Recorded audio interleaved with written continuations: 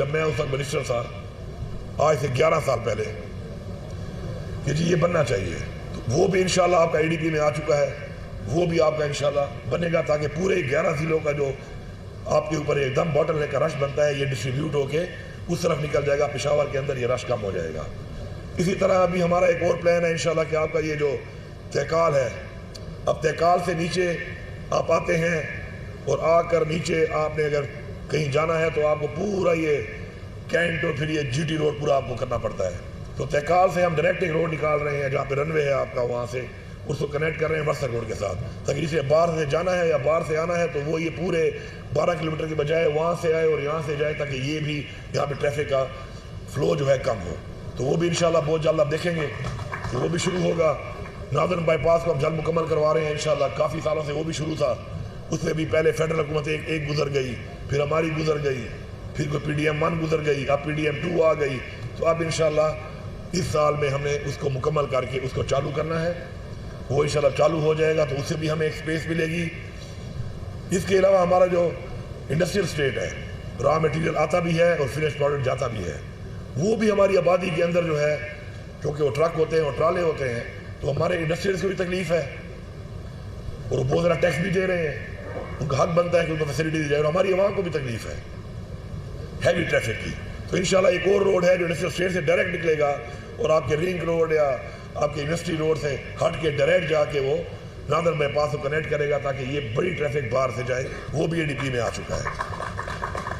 ساتھ ساتھ کچھ اور بھی چھوٹے بڑے اس طرح کے ایریاز ہیں جو پشاور میں ہم نے آئیڈینٹیفائی کیے ہیں، کہیں پہ وائڈننگ ہے، کہیں پہ ایکسٹینشن ہے، انکروچمنٹ میں بھی میں لوگوں سے یہی کہوں گا کہ یار مہربانی کرو، راستوں کو کھولنے کے لیے تو اللہ تعالیٰ نے اجازت دی ہے کہ مسجد کو بھی شہید کر سکتے ہو آپ، اتنی بڑی اجازت ہے کہ اللہ کا گھر ہوتا ہے مسجد، اس کو بھی شہید کرنے کی ہمیں اجازت ہے بحیثیت مسلمان، کیونکہ عوام کے لیے اب راستہ کھول رہے ہیں۔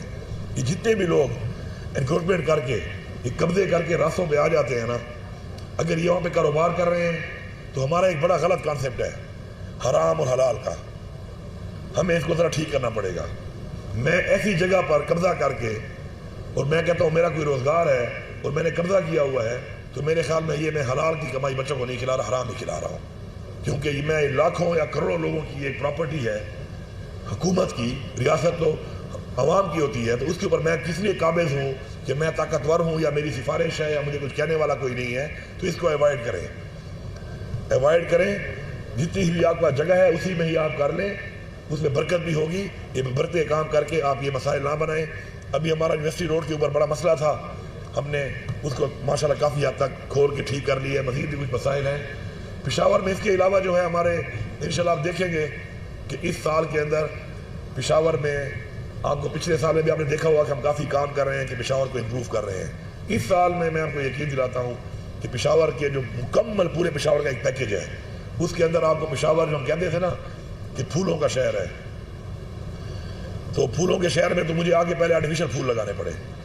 وہ جو موٹر وے کے سامنے میں نے کہا وہ لگاؤ، تو کچھ میں نے کہا آرٹیفیشل پھول لگا دو، کیونکہ کھمبوں پہ چڑھ کے پانی لگانا ساری دوسرے میرے بھائی ہیں، اور میں اکثر سے کہتا ہوں کہ TMA میرا بھائی بھی 3rd ٹینیور میں میئر ہے خود، تو TMA سے کام لینا دنیا کا مشکل ترین کام ہے، کوئی خفا نہ ہو اس بات پہ۔ TMA سے یہ امید کرنا کہ وہ ڈیلیور کریں گے اس لیول تک اس لیے مشکل ہے کہ TMA کے اندر جو بھرتیاں ہم نے کی ہیں وہ بھرتیاں ساری سفارش پہ ہوئی پڑی ہیں، اور وہ سارے کے سارے نواب بنے ہوئے ہیں، وہ کام کرنے کے بجائے نوابی کر رہے ہیں۔ تو اب نواب جو ہے نا، نواب کام نہیں کرتے۔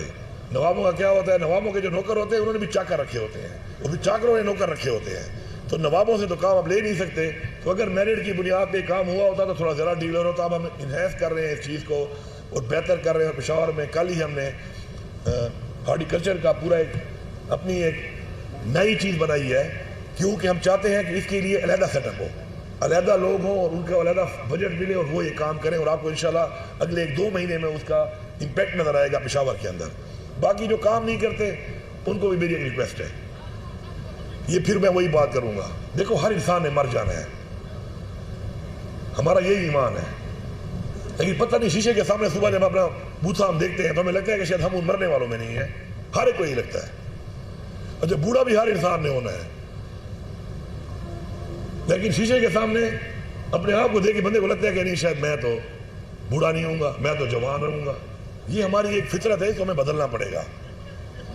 تو میری عرض یہ ہے کہ خدا کے لیے اگر آپ کسی عوام کے ٹیکس کے پیسے کے اوپر آپ کو ایک نوکری ملی ہوئی ہے، اگر آپ کو ایک ذمہ داری ملی ہوئی ہے اور آپ کو تنخواہ مل رہی ہے، تو اس کو حلال کرنے کے لیے کام کرو، ورنہ پھر وہ چھوڑ دو، کسی اور کو موقع دے دو، کوئی اور روزگار کر لو، کیونکہ یہ حلال نہیں ہے پیسہ آپ کا.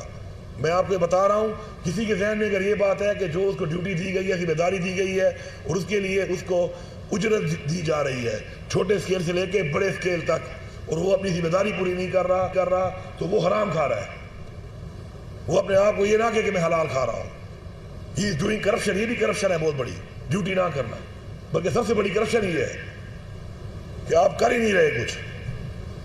تو اس کے لیے ہمیں ذرا اخلاقیات کو بھی ذرا معیار کو اوپر لے کے جانا پڑے گا کہ جب تک ہمارے اخلاقیات کے معیار اوپر نہیں جائیں گے تو ہم یہ ایکسپیکٹ کریں کہ ہم اس کے بغیر ایک عظیم قوم بن جائیں گے. یہ نہیں ہو سکتا. یہ ہمیں خود فیصلہ کرنا ہے کہ ہم نے کس طرف جانا ہے.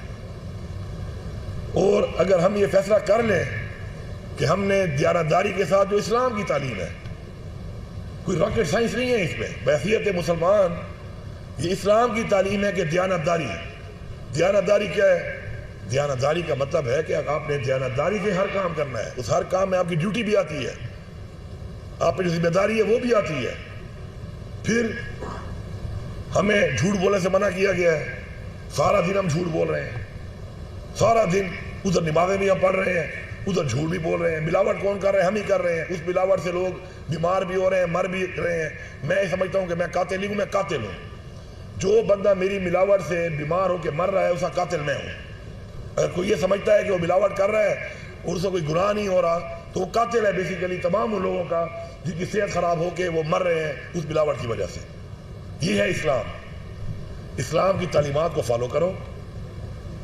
اللہ آپ کو اتنا دے نا سکون کے ساتھ، تو میں آپ کو یقین دلاتا ہوں اتنے کے ساتھ آپ زیادہ مطمئن رہیں گے. بے سکونی کا زیادہ پھر آپ ایک کام نہیں آتا. میں آپ کو آج کہتا ہوں کہ میں نے زندگی میں اتنا مسلم کی آسانی پر میں نے باپ دادے کی جائیداد ہی بیچی ہے. میری ساری جائیداد لے تو مجھے میرا والد واپس کر دو. کوئی کر سکتا ہے؟ نہیں کر سکتا نا. تو کیا فائدہ؟ میرا جو دادا یا پردادا جن کی وہ ساری جائیداد میرے پاس ہے، جس سے میں آج ایک میرا نام بھی ہے، میرا ایسیڈ بھی ہے، میرا مقام بھی ہے، اگر آج میں یہ کہوں کہ یار ساری مجھ سے لے لو، مجھے وہ دے دو، نہیں مل سکتا. تو جب نہیں مل سکتا تو سمجھ جاؤ کہ پیسے کی کوئی اوقات ہی نہیں ہے.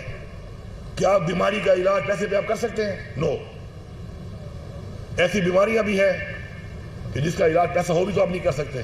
میرے بھائی کی جائیداد سب کچھ تھا، میری والدہ بیمار ہوئی، میں اس کا علاج نہیں کر سکا. میں جتنا بھی پیسہ دنیا کے کسی بھی اسپتال میں لیتا میں دینے کو تیار تھا، میں نہیں کر سکا اس کا علاج. تو مطلب ہے پیسہ جو ہے وہ نہ تو خوشی خرید سکتا ہے، نہ آپ کی خواہشات خرید سکتا ہے، نہ آپ کی آرزو پوری کر سکتا ہے، نہ آپ کے ارمان پورے کر سکتا ہے. تو پیسہ کے علاوہ جو چیزیں ہیں ان پہ فوکس کرو. وہ آپ کو ہر چیز دے سکتی ہیں، پیسہ نہیں دے سکتا. تو اگر آپ اس تعلیمات پہ اپنے بچوں کو اور قوم کو ہم لے آئیں تو ہمارے 99.9% مسئلے یہیں پہ حل ہو جائیں گے. ابھی ہم سب کی ذمہ داری ہے کہ میں نے اپنے بچے کو کون سی تعلیم دینی ہے. اگر میں اس کو ان تعلیمات پہ لے آیا تو سوسائٹی کا ایک بندہ کر کے سب یہ کام کرے، پوری سوسائٹی ہماری ایسے اوپر چلی جائے گی. اور اگر میں نے ان تعلیمات سے ہٹا کے اس کو دنیاوی چیزوں پر فوکس کرا دیا تو وہ کیا ہوگا؟ اپنے لیے جینے والا ایک انسان. اپنے لیے جینے والا انسان کون ہوتا ہے؟ جس طرح یہ دیواریں بنی ہوئی ہیں، ان دیواروں میں کتنی اینٹیں ہیں؟ کسی کو پتہ ہے اس کی کیا ویلیو ہے؟ کوئی ویلیو بھی نہیں ہے. ہاں یہ کہہ سکتی ہے کہ میری وجہ سے اینٹوں کی وجہ سے دیوار کھڑی ہے. اب وہ دیوار کر کے آ رہی ہے.